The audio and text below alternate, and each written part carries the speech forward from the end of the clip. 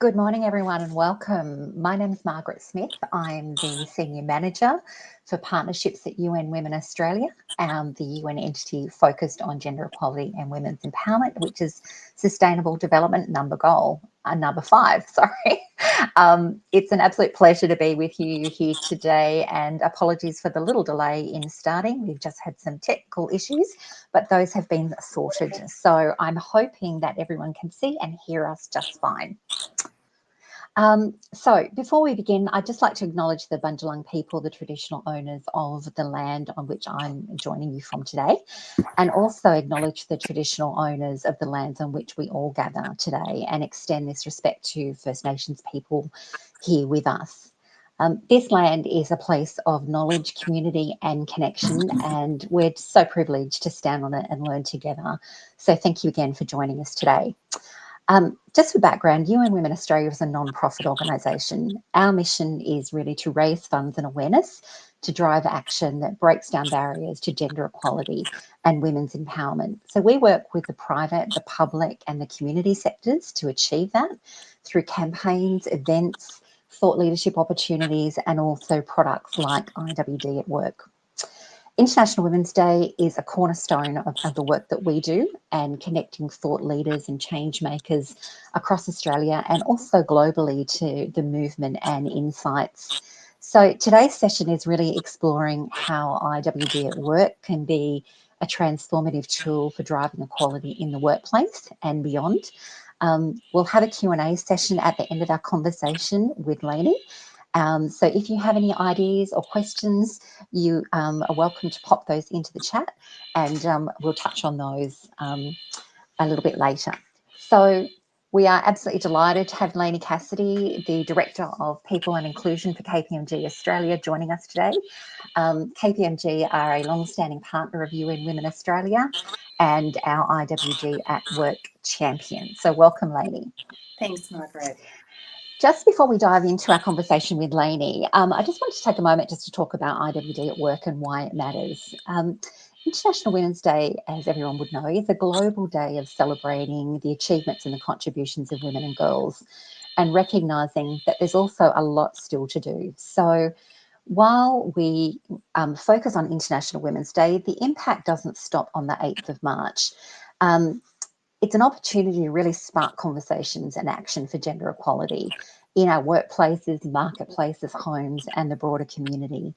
The official theme for International Women's Day 2025 is March Forward, and that really speaks to that need. So to build on our IWD events and content and insights, we designed IWD at Work to be a tool that really helps accelerate gender equality in the workplace. And KPMG has been a brilliant champion of that work. IWD at Work includes a comprehensive toolkit to help organisations design and run internal IWD activations. It has a host of promotional content, assets, insight, research, and also provides company-wide virtual access to our IWD 2025 National Event Series speakers. And that content is available live and on demand for all employees, for companies that purchase IWD at Work from the 7th of March right through to the 4th of April, really to support those conversations. So using IWD at Work is really a great way to just reinforce your commitment to inclusivity, leadership and equitable opportunities, and encouraging open dialogue and really connecting with your employees to help drive meaningful change. So enough from me. I'd really do welcome you, Lainie, and thank you for your time and your generosity of sharing your insights with us. So, Lainie, can you just tell us a little bit about your role at KPMG Australia? Absolutely. Well, thanks, Margaret, and apologies for the technology issues on my end as well. You think you come into an office and it would be seamless. So thank you to everybody for their patience. I've been at KPMG for just over 10 years, and I head up our inclusion, diversity, equity, mental health, wellbeing and health and safety portfolio. And it's often joked about that I need a really long acronym for my portfolio.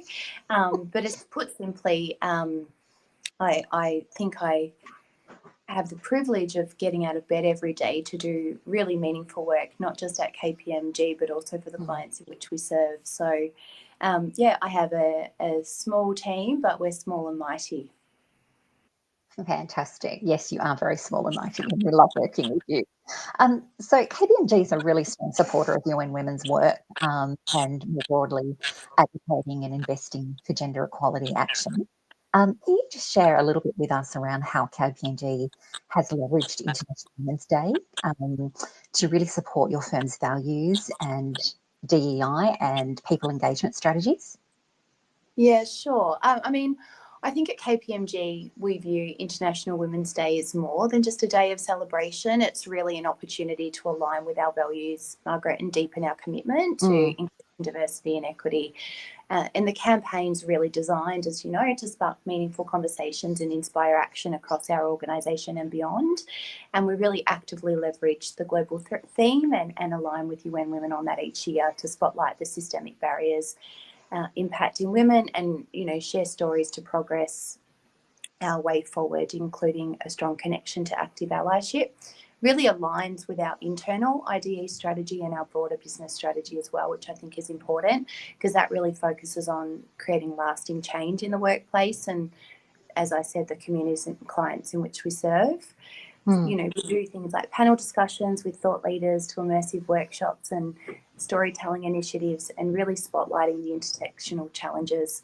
Our activities kind of help us not only engage our employees at all levels, but also it serves to amplify our broader programs such as mentoring, sponsorship, and our gender equity action plan. So I think, put simply, International Women's Day is an absolutely important day of the year, but it's not the only day. And in fact, intentionally, we do activities on every other side of International Women's Day to make a point and really drive that cultural change. Yeah, wonderful. And just building on that, maybe if you could just talk everyone through how you utilise the content through IWD at Work to really engage your staff members, and noting particularly in 2024 with your IWD campaign, you were able to engage over 2,000 employees across KPMG Australia, which is about a third of your workforce. Well, I mean, International of IWD at Work, as you put it, really plays a pivotal role in engaging and inspiring our people to champion gender equality. And in fact, we use the platform, as I mentioned earlier, outside of International Women's Day as well as the celebration. So we proudly utilise that platform to connect, almost 30% of our staff or our workforce to the thought leaders, to the stories and the actionable insights through the rich offering of resources and access to the national and international events that were afforded through UN Women. Our approach is really centred on making the experiences accessible and relevant to all, and I think that's really important. So we live stream our key speaking sessions across all of our offices, encouraging people to come in through market stalls together, as well as having the opportunity to dial in if you're somewhere else. We complement the streaming with locally tailored initiatives and anchoring in our internal champions to really open up the event so that it's not just something kind of facing outward in. And beyond the day itself, as I said, we encourage people to continue the dialogue, and there's always a strong call to action at the end of in every International Women's Day event for people to kind of highlight what they're going to do to continue the conversation for change. That's great. Thank you so much. And with such a fantastic engagement rate of, almost 30% of your workplace being involved in your International Women's Day campaign, how did you, or what strategies and tools did you use to actually reach all of those employees and engage them, so that it's quite a, far-reaching and comprehensive initiative that is meaningful for everyone? It's a good question. And if I was to be the only voice to say get along to these sessions or come along to this panel and have a listen in, I think that is just way too basic and everybody expects me to encourage people to come along. So I certainly leverage the relationships and the sponsorship that we have across our board and NEC to really get them to encourage their teams across the division. So I think that that's important. I mean, equally, we've got our IDE employee-led networks as well. So they're pivotal in also driving attendance to those sessions so that we have our voices of our people encouraging people to come along. It's not lost on me that, you know, not everybody wants to come along to these events, and most certainly we're aware of that. But I think by intentionally positioning IDE as everybody's responsibility in our communications, and really embedding into our broader business priorities and connecting gender equity to themes like leadership, innovation, and organisational success, we ensure that conversations resonate beyond specific groups. So we try and kind of think about our communication style as we're encouraging people along to the events that we partner with UN Women on.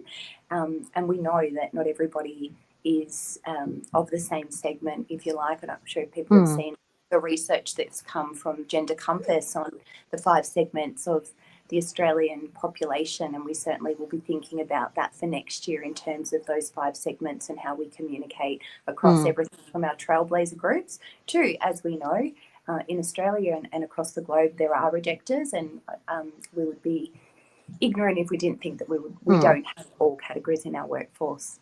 Yeah. And taking that on board, I guess the other question I have is in terms of how that's influencing and your commitment to gender equality and engaging broadly, how that's influenced your culture within KPMG.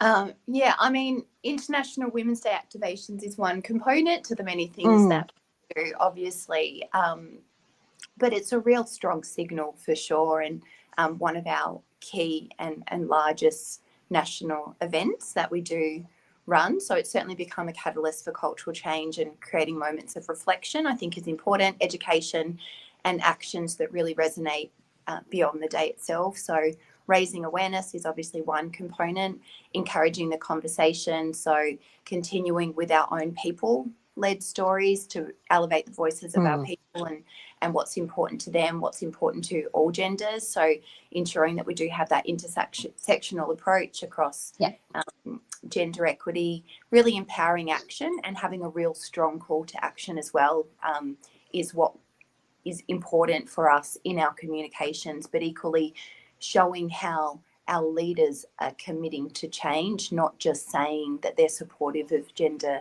equality, and building engagement in community. So really bringing our people together, whether they're directly involved in IDE efforts or not. It's really about providing those accessible entry points to everyone, so that they can engage and foster that sense of community and shared purpose across our firm. And I think over time, these activations have contributed to a more inclusive and equitable and engaged workplace, even if it's just to come together and listen to somebody sharing a thought leadership series, and they might not think that they get something out of it, but then when they come together with their colleagues and peers in a really engaging environment, I think that can be contagious. Yeah, fantastic. Thank you so much for those insights. I'm just really keen to hear from people in our audience who have questions or would like to comment on the work that KPMG has been doing, and or IWD at Work and International Women's Day, and more broadly gender equality. So if you do have any questions, please feel free to add them into the chat, and we'll ask those questions. While we're waiting for any questions to come through, Margaret, I think one important point for us is also about our ongoing employee listening strategy. So it's one thing to assume that everybody is at the same point in their journey of gender equality or even inclusion, diversity and equity. So we are very intentional about ongoing pulse listening for our workforce. Once a year, where most organisations have a global people survey or your annual culture survey, but we pulse read our workforce across various times throughout the 12 months, so that not only are they able to share with us the programs and our efforts and whether they're creating that impact, but also it gives us a little bit of a pulse read and be a little bit more data informed with our efforts and our strategy. And we're unapologetic that we will pivot depending on where the data tells us to go to in terms of those hotspots that come through. Yeah, absolutely. And that's so important to be, making informed decisions with your strategy and your initiatives and how you're engaging and educating staff. So, yeah, that's wonderful. I can't see any questions in the chat at this stage. Does anyone have a question for Lainie on their program or IWD at work? I think there might be a slight time delay on the stream. Margaret, I was thinking about the time of the year and everybody coming together, with family and friends, whether people choose to celebrate Christmas or it's just a time to come together and celebrate the year that was. And I can't help but think that sometimes these conversations do come up in, family settings or friend settings. And for me, I've been thinking about the Gender Compass research, and, I probably feel like I sit more in the trailblazer segment. And I can't assume that everybody's in that segment. So for me, I'm really thinking about how I communicate with my family and friends across the holiday period as well, particularly around what I'm feeling very passionate about. And in my personal life, I'm probably more passionate in terms of directly passionate with my family and loved ones. So I'm just taking a step back to think how I can influence people in conversations, whether it's people that I know firsthand or through, friends of friends. And that segment and the communication styles is so important for us to move forward, because and if you have the opportunity to listen to Dr. Rebecca Huntley, she's excellent in explaining the communication styles, but you've got your trailblazers and the rejectors, and we're kind of, or trailblazers and rejectors are kind of yelling at each other for, that change, or questioning why we need to kind of continue to forge forward, and we're missing the segments in the middle. So I'm just thinking about how I can influence probably people that I know that are not rejectors, not trailblazers, but sitting in the middle, that know that it's important but probably are a little bit more passive. So it's a brilliant piece of research, I think, and it makes reflecting the time of year and having conversations at the year end. It's incredibly insightful, and I think it's also about just the language and the behaviours that we use in everyday life, which is an opportunity to influence, as you said. We do have a couple of questions. Question from Claire: how do you pulse read at KPMG? Yeah, sure. I mean, it's qualitative and quantitative. So yesterday, as an example, I did a bit of a hotspot listening session with some women in leadership circles, just to listen to their experiences for the particular teams in which they're working in, so that we can double down some efforts in that particular part of the business. So everything from qualitative listening sessions, but more broadly, we use Culture Amp platform to pulse read across 6 times a year, and that is the qualitative survey. So it's asking people to complete an online survey, open questions, and then a like it scale questions as well. So we pulse read through a platform called Culture Amp, but then we also host qualitative listening sessions. And what's really important is not just the listening, but also the action. So we're quite overt in sharing what our action plans are from those listening sessions that we run, or the pulses. Yeah. Fantastic. And another question from Anna: could you please share how you support women from migrant backgrounds? It's absolutely important. So within our Empower network, which is our employee-led women's network, we have intersectional lens to that as well. So, for example, we've got AFL, which is our Asian female leaders. It's probably our biggest employee-led network within KPMG. So we have an intersectional approach to our Empower Women's network more broadly. We have dedicated programs. So one is we partnered with Kat Tao a number of years ago, and she's still a dear partner to the firm, for a program called Illuminate, and that's really looking at our top talent, culturally diverse women within KPMG, and putting them through a program with sponsors, partner sponsors. So the partner sponsors can truly understand the cultural differences and the brilliance of our culturally diverse women. So it's a 6-month program that they go through. And the purpose of that is really around strengthening the talent pipeline, not just focusing on gender equity, but looking at our culturally diverse women. So that's one program that I think of. There's many other ways, obviously, in our Gender Equity Action Plan, but the Illuminate program and that ongoing alumni of that particular program is a cohort that continues to connect, and we foster their ideas and feed into our broader inclusion diversity strategy.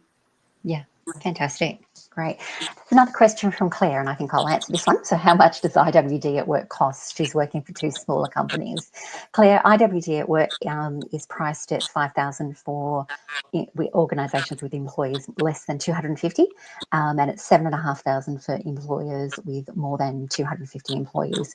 We also have a non-profit rate, so if you're keen, we can also work with you on that one. And the costing of that is really based on the fact that we are a non-profit organisation, a charity in our own right as well. So funding from our events and our products like IWD at Work supports our broader goals and programs to drive gender equality change for women and girls around the world. Another question, I don't have a name for this one, but how can organisations ensure that their efforts towards inclusion and diversity are meaningful and not just tokenistic? What strategies can be implemented to foster a truly inclusive environment where representation goes beyond mere numbers? Lainie, your thoughts on that? Oh, I mean, for me, and even when we build out our inclusion and diversity equity strategy firm-wide, what's critical is that we don't just share the strategy once it's been endorsed with our employee-led networks across all of our diversity streams, but we engage them early and get their input. So I think what's really important is centering the voices of our people as we're building the strategy and not just sharing what the strategy is. And so that's through qualitative conversations, but equally, as I mentioned, having the employee listening strategy is critical in having people share their experiences. For example, you know, we can have the best programs, we can have the best policies as it comes to inclusion, diversity and equity, but the day-to-day experiences of people will tell us whether we are moving forward or not in how people are experiencing equity in our firm. So we centre the voices of our people, I think, is a long-winded way of me saying that through our ongoing employee listening strategy. But equally, as I mentioned, being informed up front through our workforce on what they would like us to see instead of assuming as practitioners that we know what our people need and want for a more inclusive workplace here. Definitely, it's listening to your audience, isn't it, and your stakeholders and taking action. And I think starting small, you know, I've worked in organisations that are much smaller than large, you know, multinationals, and it is really identifying maybe those top 1, 2 or 3 things that are really important to your workforce and focusing your energies on there, and to create change that then can drive and sustain further change within your workplace. Thank you. And I often say, like, do 3 things and do them really well. And I still say that now. And you can kind of get excited if you're deeply passionate about things, and then before you know it, you've got this long list of things to deliver on. But you kind of got to always step back and say, okay, well, what is going to create that impact for change? And I always go back to data. So I couldn't agree more with the person that asked that question, that you do need to continue to check yourself as well, because that list can grow strong, and before you know it, you're doing all these things without actually understanding the measurement of impact.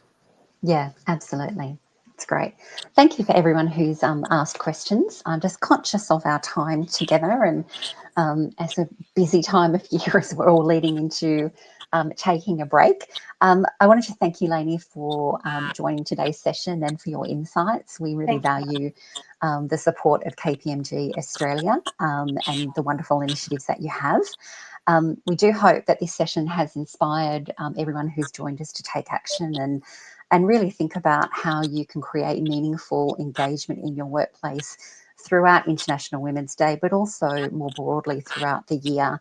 IWD at Work has been designed to really make it easy for organisations to create a meaningful campaign and celebration around International Women's Day by accessing all of our amazing speakers that we have, but also importantly to showcase incredible leaders that you have within your organisation, and male allies as well.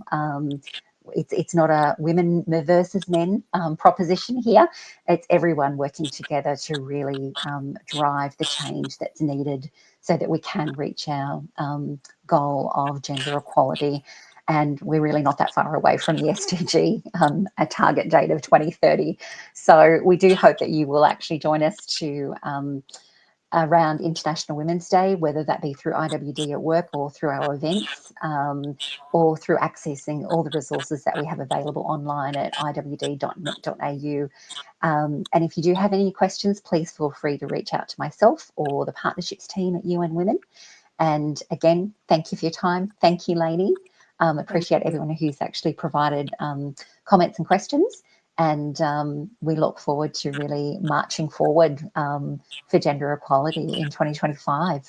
Thank you all. Thank you.